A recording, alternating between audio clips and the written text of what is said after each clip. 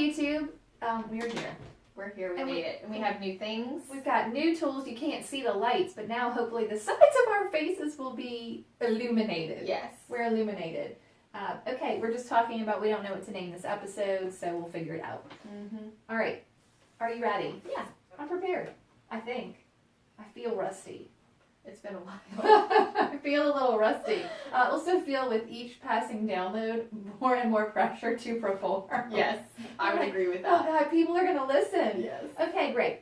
Hi, this is episode 27. Okay. Hello. We're not sure what it's going to be called, but it's about getting started in real estate, how to interview brokers, what to do.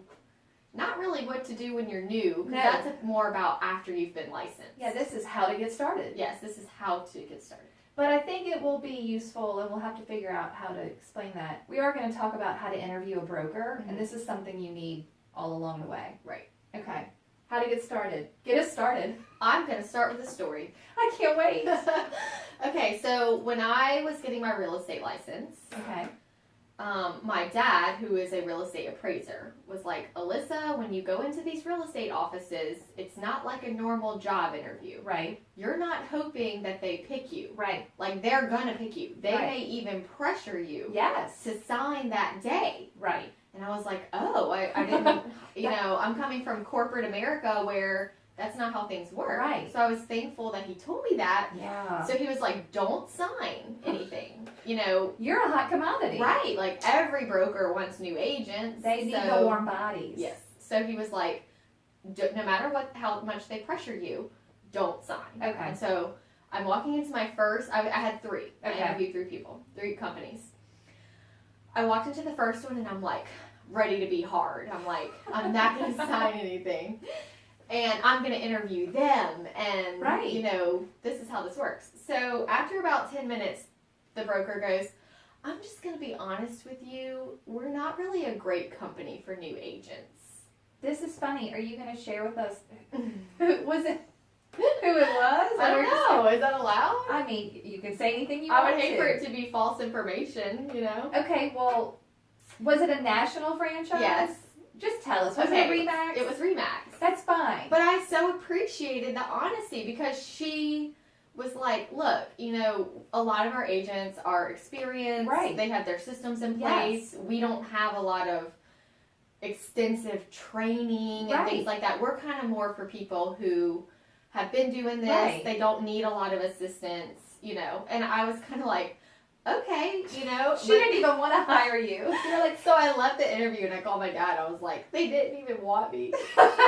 You said everybody would want me, and I just failed my first interview. Oh my! You failed, but I didn't really fail. It was just I appreciated the honesty. Well, I'm going to circle back to this. We're going to talk about why that is. Yes, but finish the story. It's just a different model. It's totally different. So then I went to number 2, who I'm not going to name. Fine. And I almost drank the Kool-Aid.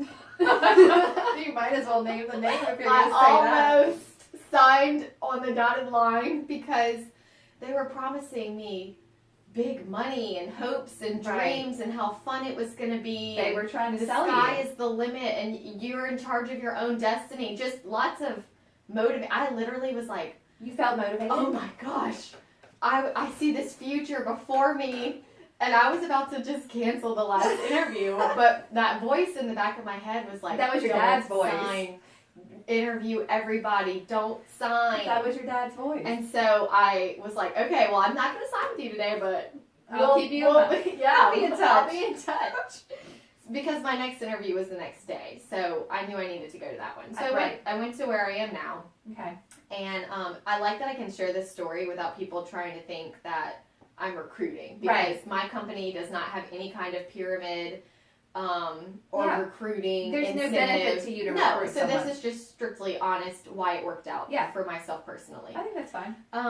So I sat down with my now broker, and she was just jumped right in and was like, so like financially, how much do you have in savings to get started? What is your plan? Right. What if it takes this long?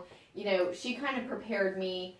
If you sell a house in your first year, you need to celebrate, but you need to be prepared if not. Right. So that way your first year is so like education based. But she just made me think about it like a business. Right. That's great. And it's what I needed. Yeah. Because I would have been very disappointed if I would have just thought this was going to be fun. Yeah. Because Lord knows that first year was not very fun. Right. It was full of frustration, working, not necessarily getting paid. Yeah. You know, friends and family members not using you Rejection. because you're so new. So much rejection. Mm-hmm. There's a lot of grit needed in that first year. Oh my and if gosh. I would have thought it was just going to be fun and dreamy, Right. I would have been very angry Well, at whoever told me that. Well, whoever convinced you that it was going Right. to be so wonderful. So my broker made me put all my expenses on paper to figure out how much money do I need in savings before I can quit bartending to survive. Right. Because the goal was with her, like she was like, I don't really do part-time agents. Yeah. So she was like, I understand that, you know, you need money, so let's Right. make a goal of how much money do you need to go Right. full-time and live off of that, and then just hustle your way to... Well, she was very practical in her advice. Oh my, I just left there going, this is not a fun hobby. Right. This Right. is like how I'm trying to make my career and one day support a family. Well, right. And I need a plan, and Yeah. I need more than motivation. Yes. I need realistic. I need to know the good, the bad, and the ugly. Yes.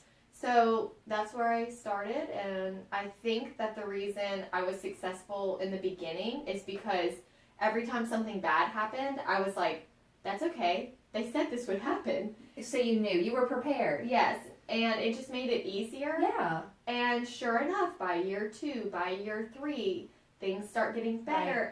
It's like it went exactly how she said, and I was prepared for it. That's awesome. I think that's great. So I had a different experience. Okay. I did also interview 2 brokers, and I think that's an important thing. We're going to kind of talk about maybe what you would exactly ask in an interview for a broker, but I do think you need to at least do 2.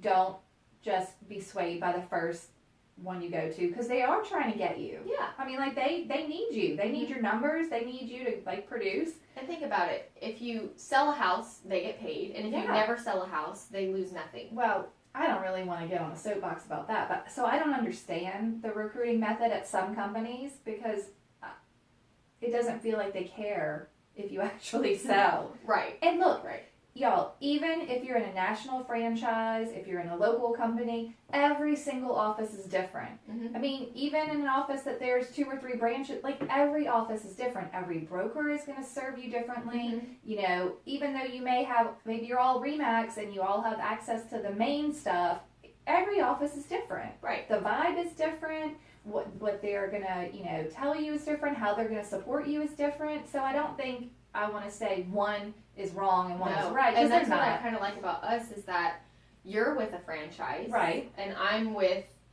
like a one owner Gulf South company. Right. So it's not a small company. It's not a small company, but it's not a national franchise. And, you know. It's different. Yeah. Mm-hmm. So we kind of have 2 different perspectives on Very this. much so. But I interviewed 2.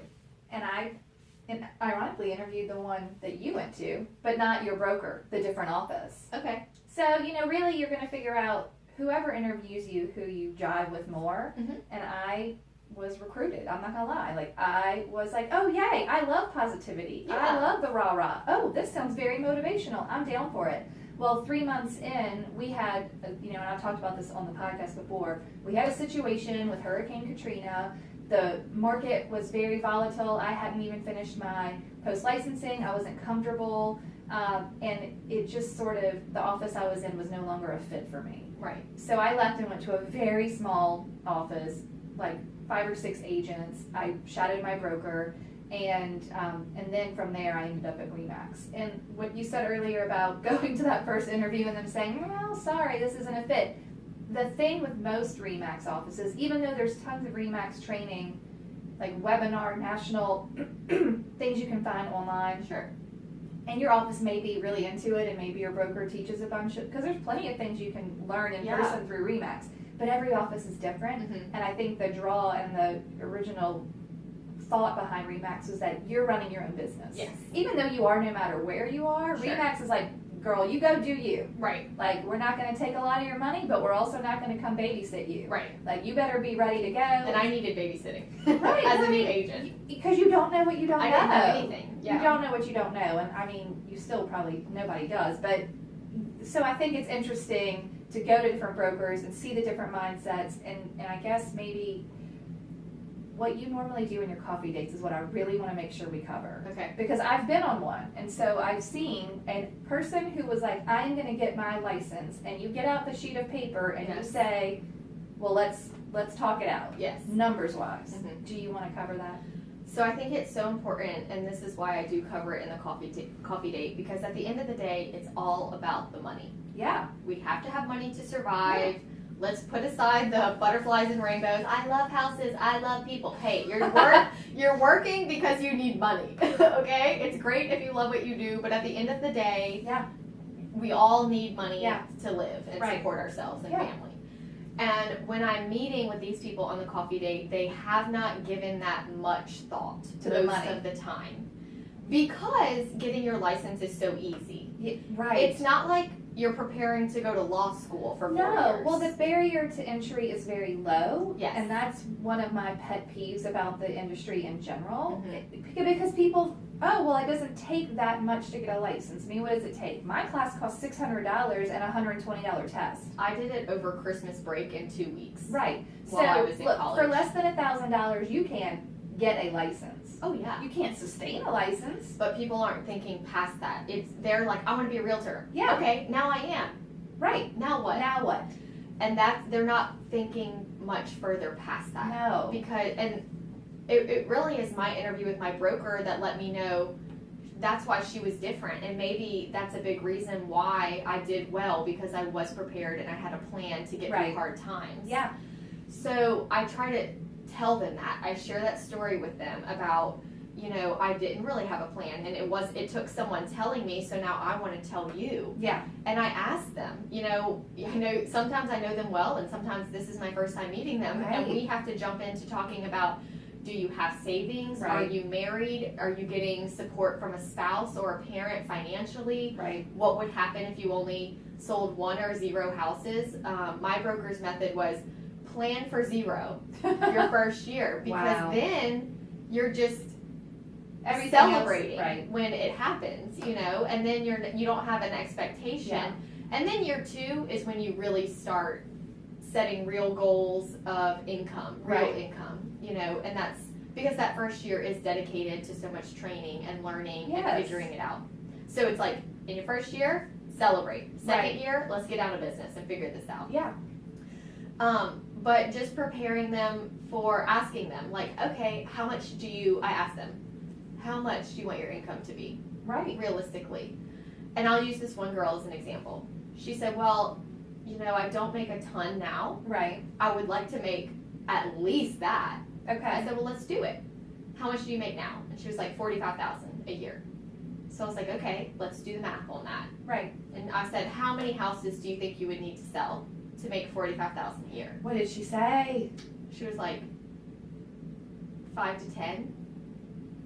And I was like, okay, maybe, Wow. maybe, Very, very expensive houses. Right. Right. And so I shared with her average price point of our marketplace might be 200 to 220. Yeah. We did some math, and it came out to be closer to 20 houses Okay. a year. Right. If you're selling the average house. And that was to net 45 or to gross 45? Like, gross. yeah. I know. So it just kind of let her know, well, okay, Right. can you do that? I think that finding 20 houses to sell was kind of daunting. It is. Of course, that number, you wouldn't have to do that many if it was a higher price point. Right. But I just went off of the average. I think that's look, very few realtors get started at a high price point for their market. I would say they're at average or below, because you're Mhm. probably going to work with a lot of first time buyers. Yes. So that kind of opened her eyes, because it made her realize it's not going to be easy. I think that people think it's going to be quick and easy. Well, right. And they don't, look, a lot of people, and I did, get into real estate because they're in a bad place. Mhm. They're not happy with Mhm. whatever job they're in, or they're not making money to sustain their lifestyle, or whatever it is. So you want to be optimistic that this is the answer. And it can be the answer, but just not in year one. Right. You have to be prepared Right. to get there.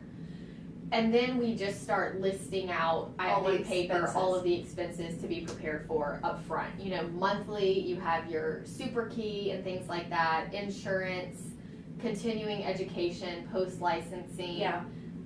Depending what company you join, signs, lock boxes, Right. business cards, Mhm. just general setup, you know. Well, I think that we should break them down. You have that. Okay, so I had startup expenses. So let's just say most people are going to learn how much the class cost. Mhm. I don't know if it's still the $600 I paid 14 years ago, but it's probably less than $1,000. Yeah. And then you're going to pay to take the test. Right. So for under $1,000, you likely can get a real estate license.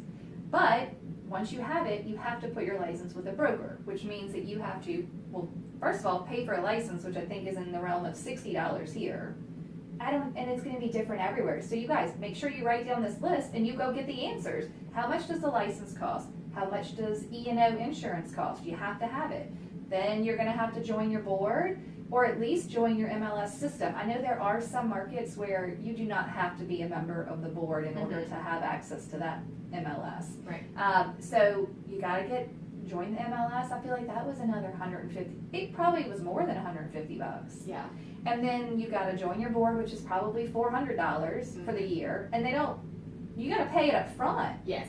So you got to pay for the year. You got to do your super key. So you got to be able to get into those boxes. That was like $150 up front, plus I think now I pay 16 bucks a month. So you got to pay all that. And that's just to exist as a realtor. Correct. Would you That's like just a the business? basics. Yeah. Would you like a business card? You don't have to have one, but you might want one. Do you want a website? Does your office provide that? Do they not? Do you need signs? Do you want to run an ad on Facebook? Do you want to put an ad for an open house in the newspaper? Like you got to pay for all that stuff. Then on top of that, you got to pay for the tools. Mhm. You need a super lockbox. Do you need a tape measure? Do you need? Do you need a laser measure to do the interior rooms? Like, what do you need? Lots of things. Lots of things. Now, you know what surprised me my first year that I didn't budget for? What? Taxes. Right. I didn't even know about them. I was 22 and I didn't even think I made that much money. You know, I mean, I sold 12 houses my first year. Yeah, So I made decent money for year one. that's good. But I didn't understand that I was 1099 and that Yeah. I was going to have to pay taxes. Yeah, you gotta be very self-disciplined to set that aside. Yeah, I didn't even know that. That was one thing Right? I missed. You're like, I missed whoa. that. And when I was doing my paperwork at my office, so my office has a thing where you tell them what percentage and they withhold it from your checks, and every quarter they write you a check for that amount. That's good. I do that now. I like that. It's very nice because it just never comes into my account. That's better. I get the check quarterly and I just mail it on its way. Yeah. And I don't even think about it. I don't miss it. I don't feel the hurt Right. of mailing it That's off. an excellent way to do it. So, but you could do it automatically through your bank. You know, set it up to where X amount goes into savings. But Yes. year one, I filed my taxes for the first time since being in real estate. And they're like, okay, after write-offs and expenses, they were like, you owe $4,300. And I was like, oh, okay, who pays that? And they were literally like, you do. And I said, I don't understand. I don't know. I was, You're like, from my account? right. Like, I just never even thought about it. Oh my word. And so I cried because it was pretty much all All I the had money. in savings. You were like, bye money. And luckily I was entering year 2, so I had a couple things on the horizon, but Oh man, it's I wasn't painful. prepared. And let me tell you, I was prepared every year after that. I guess so. And now I have to pay a lot more than $4,300 a Yeah. year, but Yes. at that time, that was a lot, and it upset me. And now It I'm is prepared. a lot. Well, because you just, all at once it hurts. It does. So I love that your office will keep it out like that. Mhm. That's great. Yeah, so you guys remember you need to pay your taxes. Pay your taxes. Pay those taxes. When I first started, I paid for some online leads. Okay. I mean, I think I at one point was paying up to like $500 a month, but I got tons of business off of that, Sure. and that was way back in 2006. I don't pay for them now, but if you feel like you need to participate in that sort of situation, client gifts, Mm-hmm. you're gonna buy those people something, it costs money. I have, and you need to have money set aside for education. I think that it's important to try and like earn some extra designations or just get out Invest there in and learn. yourself. The classes that you have to pay for are far better than the ones that are free typically. Yes. They're just better. But you can still take lots of free classes. Mhm. But anyway, there's a whole, we've kind of talked about most of them. So and be aware of what your office's split is. When you go interview those brokers, that's a very important question. Mm-hmm. How much of the money are you going to keep, and what are you providing me in return? Yes. I mean, I know your office provides signs. Do they do lockbox too? Yeah, they do. They provide mostly Yeah. everything. Yeah. Business Business card, like the whole Mhm. operation. To start you off. You know, Right. like now I have my own. I I think do my that's own. good. But they kind of start you off in the right direction. Whereas where I am, they keep very little of my commissions. Mhm. However, I gotta Mhm. do it all. I gotta get the cards and Do you signs. input your listings? I don't have to. Okay. Do you? I like to because I'm a control freak. Right. But I don't have to. Okay. There is someone in my office that will input it and make changes. Sure. And we have dot loop that's provided by the office. Mhm. But I do pay office fees every month. Right. So I have a very high split, but I pay an office fee. Mhm. And I don't know of any office where you go and you're not going to pay to be there because they wouldn't make any money and they wouldn't stay open otherwise. Well, we don't have a fee. We just have our What split. do you split? Yeah. Right. So So it's be somewhere. something. It's coming. They got to somewhere. make some money somewhere. Sure. Okay. So that's sort of your startup cost. What else do you tell them on the coffee date that they should know before? When we get to the end, I just ask them like, "How do you feel about these numbers?" What do they say? It varies, but most of the time, you can see the excitement of getting your real estate license Yeah. and conquering the world is. They're just coming back down to reality, and Yeah. that's not a bad thing. No. You need to come back, Yeah. and in order to succeed, Well, you just have to have a plan. yeah, it's all about the plan. Now, planning is not as fun as dreaming, No. but you got to do it. You can do both. Yeah, you can do You both. can do both. Dream about year 3, plan for year 1 and 2. Yes, exactly. Knowing that this is going to get you where you want to go. I mean, 12 houses is pretty good in your first year, and I'm going to have to get up and go find my number. But I didn't close anything for 6 months. But I Right. did end up, I think, grossing near 40,000 that first year. Mm-hmm. It doubled my second year. Yeah, same. So it will increase drastically based on your If work you're doing it ethic. right. Right. If you're working, Mm-hmm. gotta work. So I was actually at an office yesterday, and they were asking questions. I taught my email class, Oh, fun. and so a lot of the agents in the room had been in real estate for maybe 8-9 years. Well, at the end, because we were talking about how it can take 3 years to get where you want to be. Right. Well, if you've been in the business maybe 8 years and you're not where you want to be, Ooh, yeah. this year, get your systems in place, revamp, have Right. a talk with yourself, be honest. This might be your year one. And then next year would be your year 2 if you continue using your systems and doing the Yeah. things you're supposed to do. At some point, you have to implement. Yes, and I think the clock doesn't start ticking until you're doing it correctly. Oh, I think that's fair. So it doesn't matter how long you've been in the business. If you're not where you want to be, you can't keep doing the same thing. Yeah. You have to revamp, figure out Right. what you need, where are you lacking. Well, you have to change your systems, if you have no systems, you need to get systems. Mhm. But we do talk a lot about where your financial help is coming from. Right. I think I shared about the girl who her parents were still paying all of her bills, which is fine. But I told her, you need to tell mom and dad, like, hey, starting Yeah. January 1, y'all have to kick me out of the nest, because if Yeah. you don't have to do it, Right. it's hard to do it. Yes, that really transitions nicely into my character traits for agents. There are things that I think you need to have as a human to do this. Yeah. You need to be a self-starter. Mhm. It's like the typical thing people say on job interviews. Oh, I'm a self-starter. Mhm. I'm highly motivated. But seriously, if someone has to tell you to get up and get dressed and be at the office at 8 a.m., no one's going to tell you to do that. No. If you're going to get sucked into a day full of Netflix, it's going to be a problem. Mhm. It's going to be a huge problem. So you have to be a self-starter. you have to be organized. Oh my gosh. You're super organized. I'm an organized person too.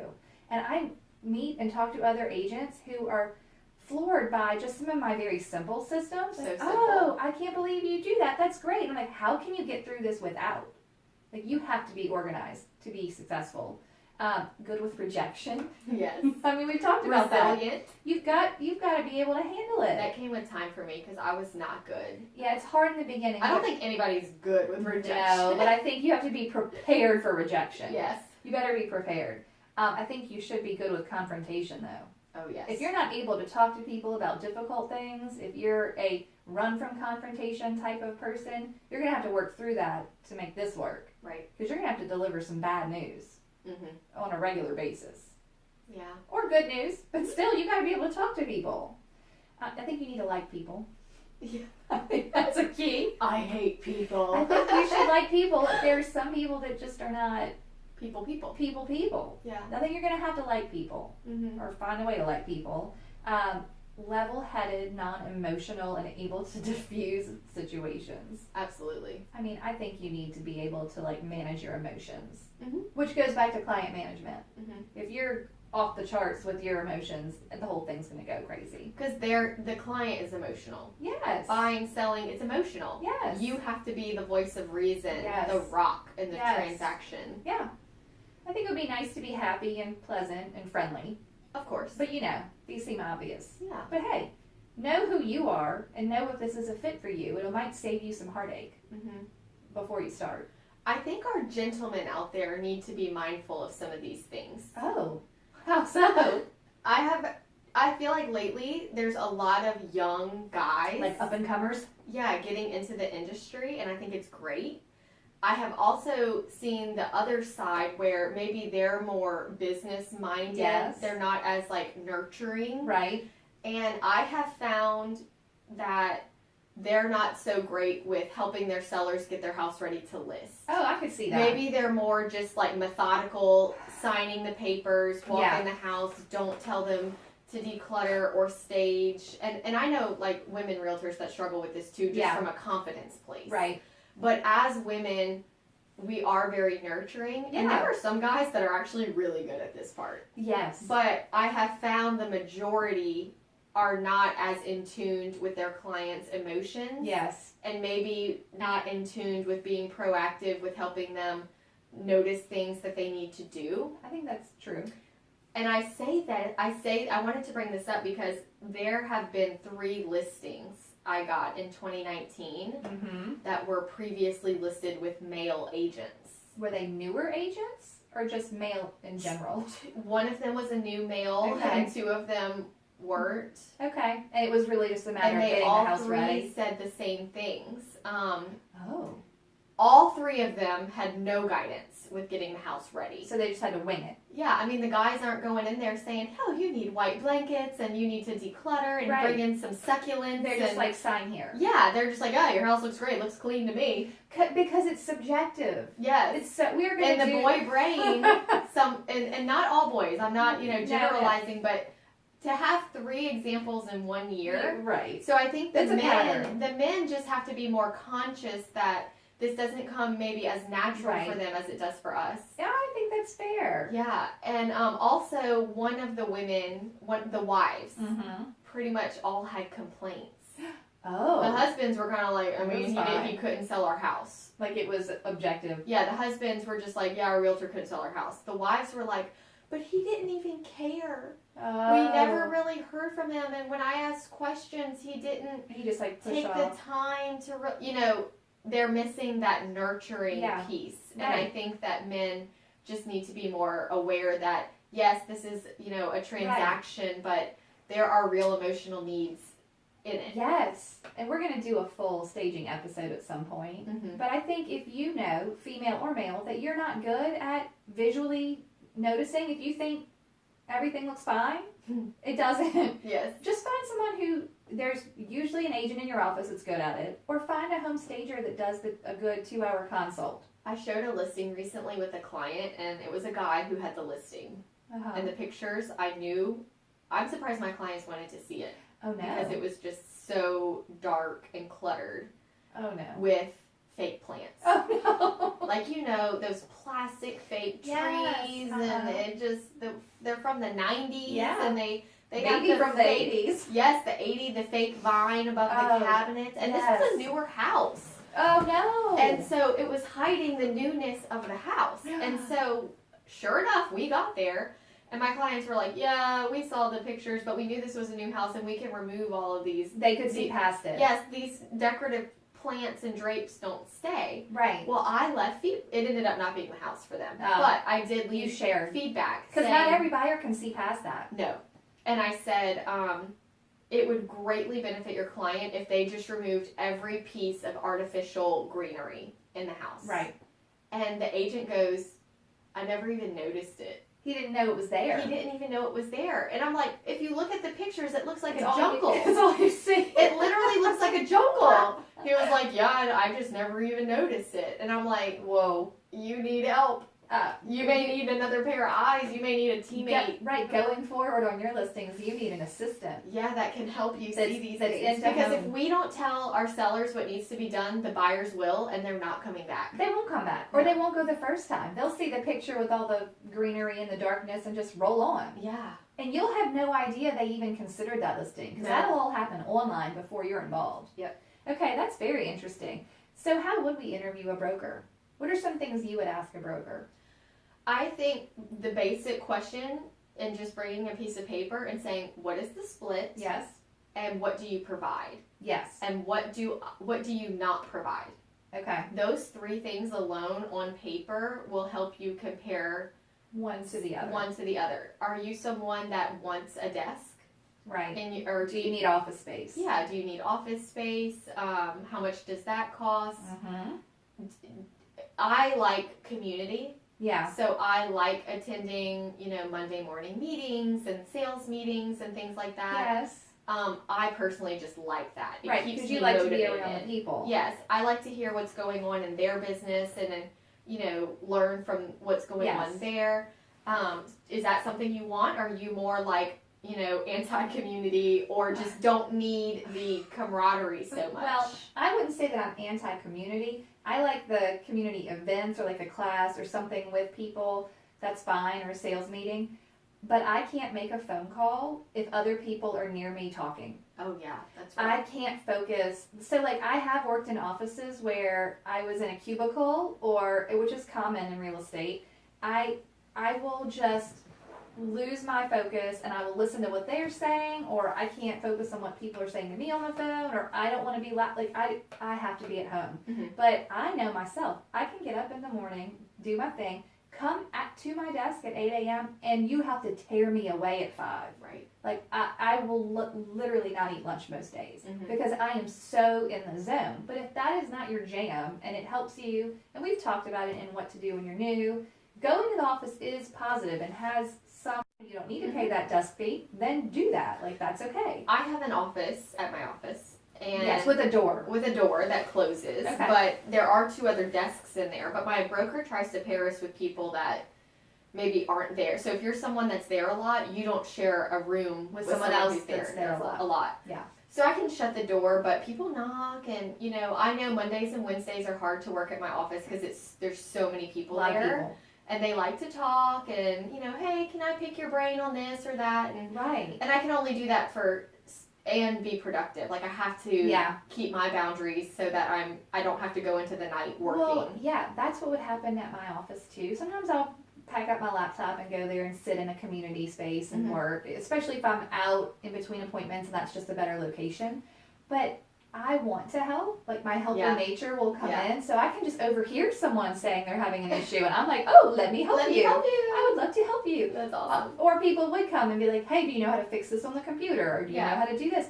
Well, if you're not there, no one's going to call you at home. Yeah, Or if you're working in the coffee shop, no one's going to call you there and ask you to help them figure out how to make tabs on their Google. Yes, like I like going in on Fridays. There's not a lot of people there. Quiet. I light my candle. I love it. I have my desk. I have the printers. I have everything I need.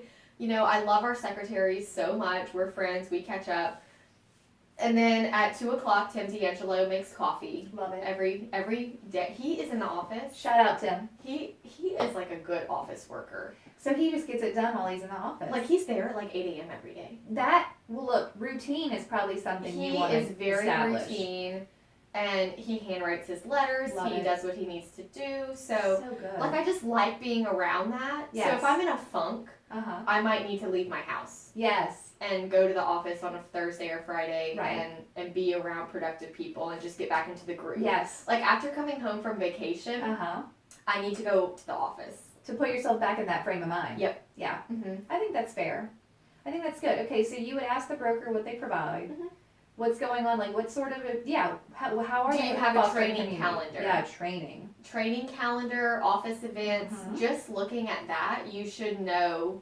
Yeah. If it's going to give you what you need. Yeah, and I think some offices are certainly better than others as far as new agent training. Yeah. You know, what is the onboarding process? That's what you need to ask. What is the onboarding process? Is someone going to hold my hand, or am I going to have to sort of just go watch a bunch of webinars? Like, what is the actual logistical implementation? I think I chose my first company when I was new based on knowing that there were certain trainings. They happened certain days of the week. There was sort of an emphasis on that, and there are notoriously a couple of companies in our market that are focused on new agent training. Yeah. I mean, yours being a great one of place them. to start. Yeah, so I think that's always good. You don't have to stay there forever. Now, I want to segue into broker hopping, because I think that sometimes we don't find the right fit, and that's okay, because I found the wrong fit to start with, and I don't think you need to stay there and be miserable. But I also don't think that changing your broker is going to drastically change your business.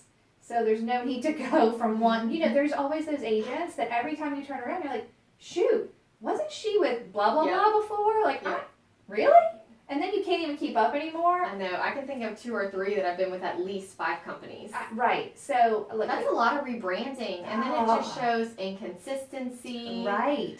Are you reliable? Right. If I hire you to list my house, are you still going to be there? Company? I don't know. Right. The transition is difficult, but I wanted to specifically talk about what you would do to interview a new broker. Let's say you really don't feel like you're in a good fit. Yes. What, as an experienced agent, what is the difference? Because you don't need to know about onboarding and new agent training. You need different questions. I think you have an advantage because you've been in it now. You know better what you need. Right. You should hopefully know what you need. You should know. So whatever that is. Right. Well, I will tell you one thing that I find to hold me in my office, and I love it for lots of different reasons, and I love RE/MAX for lots of different reasons. But my broker, who is specific to my little small office, is never going to let me, hang me out to dry. Oh, yeah. She's always going to have my back. Broker support is huge. If there is a problem, if someone has a complaint about me, if there is some sort of issue, she is going to have my back. And it is really important. I think that's something you don't realize you need until there's a problem. No doubt. I love that when there's an issue, I can blame it and talk to my broker. Yeah, and she will she'll have my back. The heat. She'll take the heat. Yep. That's what she's there for, and she has no problem doing it. Her shoulders are big, and she can carry the weight. Yeah. And she's just good at that. Yeah. So I think broker personality, you don't know you need it till you need it. Yeah. And it's important. And I think you should have a relationship with your broker. I for sure do. You need to be able to pick up the phone and call. I have dinner with mine. I've gotten pedicures with mine. If you're uncomfortable calling them for help, it's not the right fit. No. You've got to find a broker that you are comfortable calling or going into their office for help. And in this lawsuit happy world oh my gosh. And with the way technology is going, there's so much room for error and mistakes. Yeah. And I think that it's so important that your broker can handle that. Yeah. I think so too. I don't know how you could really function with a broker in the cloud. No.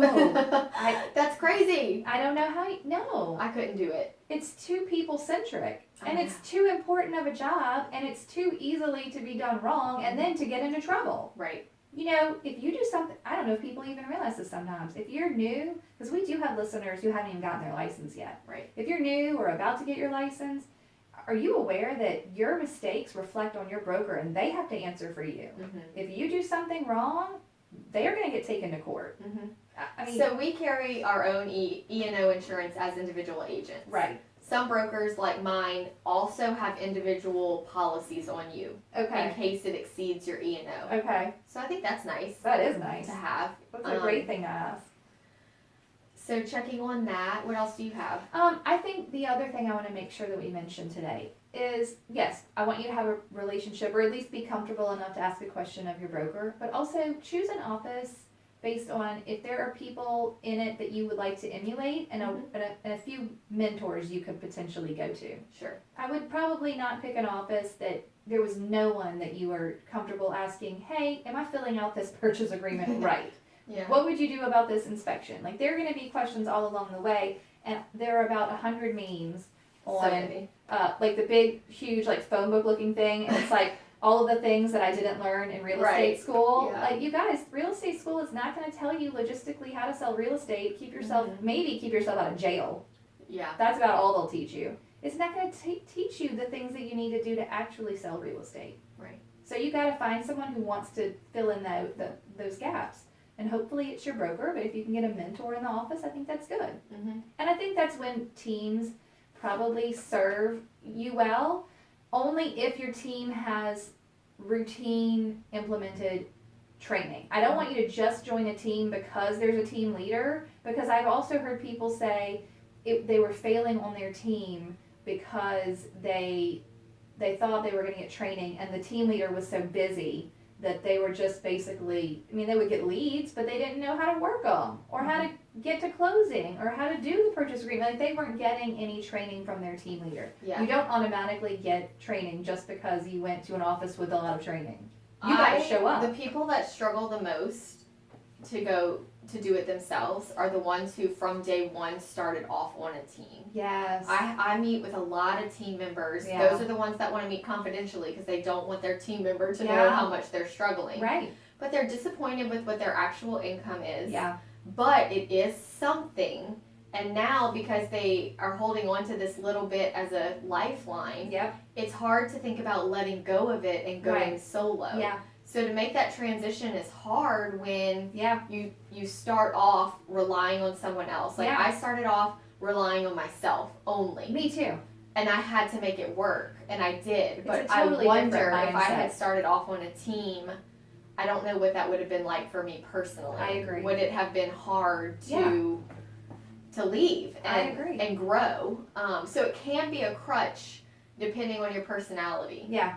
If you have big goals and want to do this yourself, you just need to make sure that you can handle walking away from the team at the right time. Right. You need an equal amount of support and kind of do it yourselfness. Right. Like, you're going to need someone to support you and train you, but you also are going to have to get out there and make it happen. Mm-hmm. Like, you can't do probably one or the other. Well, the team structure as a new agent, you also have to be careful because you need to make sure that what is the team split and the broker split. I know. Now, everything is being divided so many ways. I just don't see financially And how I you don't make know the how big they money. survive. I don't No, you know. can't make the big money whilst on a team for the most part. Right. I mean, it really would depend on the dynamics of the team, but yeah, giving a split to so many people is gonna, By the end, there's not much left. and there's not much of you left. I know. Like, you only have so much energy, and look, I know that we do a total different amount of transactions, but I don't know that I have the capacity for like a lot more. And on the team, you got to do more to make the same as someone who's off on their own, kind of easy breezy, Right. right? Like, oh, I did my 25 transactions, I'm rolling in it, Mm-hmm. and here you are on the team doing 40, and you're not even there. Mm-hmm. So I guess it's just all things to take into consideration. Yeah, I think in some situations, starting off on a team could be fine because you kind of learn the Yes. background and you get the behind the scenes and the training maybe, but just be cautious and don't get comfortable if you want to go out on your own and make more money. If the team leader loves to teach and train, that's a great team to start on. If Yeah. the team leader promises you big bucks and leads, Those that's are the not ones I meet for coffee. that's not going to help you as a new agent. It's not, because if you get 600 leads and you don't know what to do with them, doesn't matter. Real life situation. I had coffee with a girl who was so cute, there's no reason she should not make it in real estate. I like that she was so cute. She should be great. She was cute, but like not just physically, just She was nice. she was so nice and sweet, and I mean, just the way anyone who talks to her would be like, you're a nice person. I want to work I with want to you. work with you. Yeah. And she said that she joined a team and was promised $90,000 In income? in income. Holy smokes. And she said that was in January, Alyssa. It's October. Do you know how much income? I said, how much? She said, guess. I said, 40. She said, lower. I said, 30. Lower. I said, 20. She said, lower. Oh, no. She said, $13,000. Well, that couldn't have been, what, And I 3 said, did you transactions? approach your team leader? And she said, they said it was my fault Oh, yeah. because I Oh. didn't bring it in. I've heard this before. And she said, I feel like I've wasted a whole year of my life. And this story doesn't have a happy ending No. because she was so done with real estate, she just got out of it and got a corporate job and Wow. enjoys her job and all of that, but the expectations were not set realistically Right. up front. Wow. And it makes me sad because most of the people who leave, I say, I could tell this wasn't for them, But you knew that would have worked but for her. it would have worked for her. But she just started off wrong and was Right. promised, So it's a big decision where you go in the beginning. yeah, And, take it seriously. take it very seriously. Take it Don't be scared seriously. to do research. And don't be afraid to make a change. I don't want you to broker hop, but you're going to know pretty early on if you're not feeling supported. Right. But you also can't blame your production on someone And else. they have that meme out there that's like, I'm switching real estate companies, and then it says, you're still not going to sell any houses. Right. Because it's not about you. It's not, I mean, it's not about the company. It's about what you can do, Right. your efforts. Yeah. You can't blame it on them. No. But they also can't blame it. I can't believe a team leader would just... 90,000. Well, first of all, that's a crazy promise. Why would you even do that? But I think that they genuinely believed it. Holy Like, smokes. there are people that are so hyped up on dreaming Yeah. that he probably genuinely believed it. He probably met her and just like I did went, she's gonna be great. good and she's gonna do this, and then she didn't for whatever reason and disappointed everybody. Even herself. Even herself, even him, but it was just a big mess. Boom. And then it ended the relationship badly. Yeah. And there, I don't bad like that. situation. I'm sorry to hear that. yeah. Okay, we don't want that to happen to other people. What do you think about, because I get this question a lot, should I take my class online or in the classroom? Oh, I'm so glad you asked Mhm. me because I have very firm feelings about this.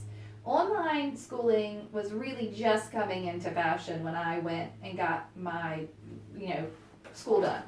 I went at night class in Mhm. person with humans who asked questions with a human who taught the class, and guess what? Answered questions and also gave, wait for it, real life examples. Wow.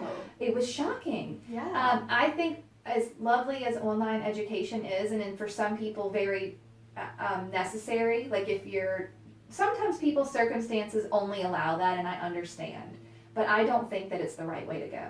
I did it online and I don't think it's the right way to go. Okay, great.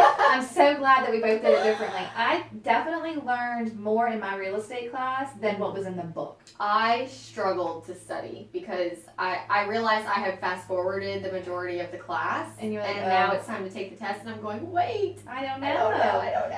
I just think that even though the real estate course in Louisiana at least isn't full of practical knowledge, it is full of important knowledge. I still think you need to understand what's in it. And we got all the questions answered, all the extra stories, because the class I took was at How night. many people were in your class? It was probably 50 Okay. because it was a That's night. a lot. I- Do you remember any of them? Are any of them like agents now? I can remember a handful because the way it was taught, you could start at any point in time. So not everyone started on January 1st, lesson 1. You could start on March 1st and we're at lesson 13 and maybe you loop around back to 1. Oh, that's nice. So it was sort of people were always starting and stopping. Mm-hmm. Like maybe they were at the end and you were at the beginning, and that was fine because wherever you were in the book, everyone would get all of it done. Right. And it was 3 days a week, like 3 nights. I think the class was 2, maybe 3 hours, and it was 7 weeks. I know y'all are gonna think this is kind of terrible, but when I did my post licensing, Right. I did that in person. Okay. I did my licensing online, Right. 45-hour post licensing in person. And there was like a group of us that I Uh-huh. just became friends with They were always because there. they were always there doing Yeah. it with me. And 3 of them are not in real estate anymore. They didn't make it, Right. but they sent me their referrals. I love it. So it's kind of Okay, like, you know what? you know, you might, if you go to real estate school Yes. and you develop relationships. Yes. And, you know, write letters to these people and wish them luck in their career and friend Yes. them on Facebook, and they know that you're going to be a go-getter. And 7 out of I 10 don't love make that. it. Oh my, true.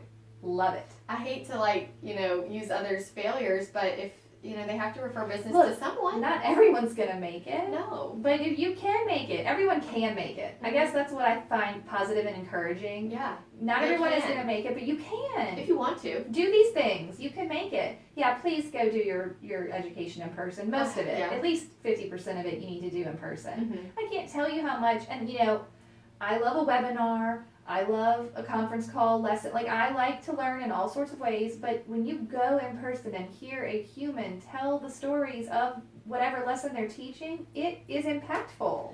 Kind of on the same note, but different.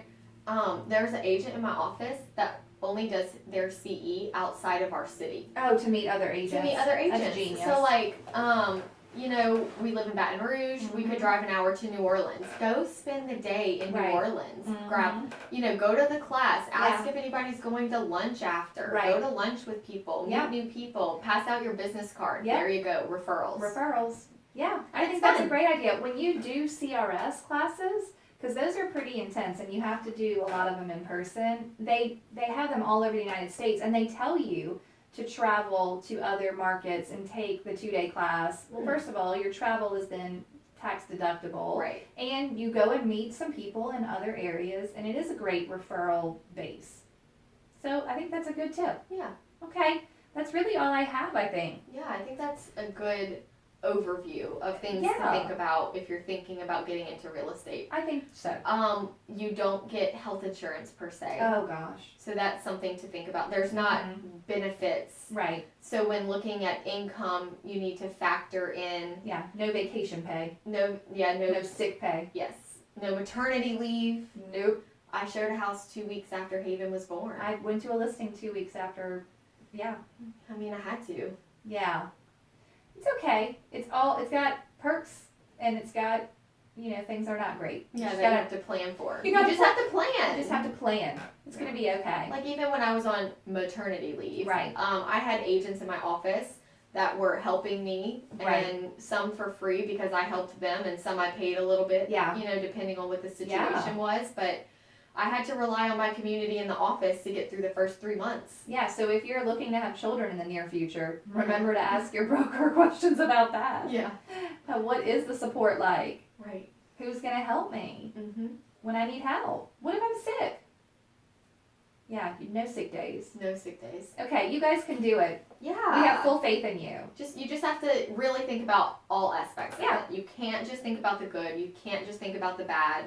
You have to be financially prepared, Yeah. mentally prepared. Your family needs to be on board. I want to end this with a very positive thing. Yeah. I got into real estate because I wanted to make money based on how hard I worked. Mhm. And it came true completely. But I had no idea how fulfilling it would be. So it really is an amazing career. I know it sounds sometimes like we're really down on it, but we're just trying to give you all the information. Yeah. It's super fulfilling. I love it so much. It's so fun. Mm. It's wonderful. It's just not easy. Mhm. So there you go. Yeah. There you have it, friends. You can do this. You can do it. Go do it. Okay, bye. Oh, wait. We have to do a A toast. toast. Okay. Hold on. That's the fine. most fulfilling, happy part. Okay, good news. We have a toast. Okay, so I'm going to read Cindy McMahon's email. She Where's said, Cindy from? so this is a great question. Cindy is from New York. New Troy, York? New York. I don't know Troy, but Oh, wow. Troy, New York. That's awesome. That's right. Cindy says she wants us to toast her teammate and friend, Penny Crosby, because Penny introduced her to the podcast, and they both have been enjoying listening very much. I would say that we often have very similar conversations. Aw. Penny Even in New York. Even in New York. Penny has just completed her second full year in real estate and has sold almost $6 million. Go Penny. Wow. Our average price range is about $220, so Okay. similar to us. She has accomplished this phenomenal feat while being a wonderful wife and mom to 3 amazing and very active girls. Aw. She has positioned herself as a trusted resource to her sphere and is making deals happen on the soccer field and at school events. That's so cool. So that Penny is developing a robust business and is already receiving many referrals. I mean, girl, that's good on you too. That's awesome. Although I'm supposed to be her mentor, she has taught me so much and is a true blessing in my life. Oh my gosh, Oh, I'm gonna cry. I know. I don't know why I'm emotional today. Cindy, that's amazing. We're so thankful for you sending us the toast, and we're so happy you and Penny are listening. We're gonna cheers to Penny. Cheers to Penny. Cheers, Penny. See, it's me. By I don't have any. Okay, goodbye. Bye.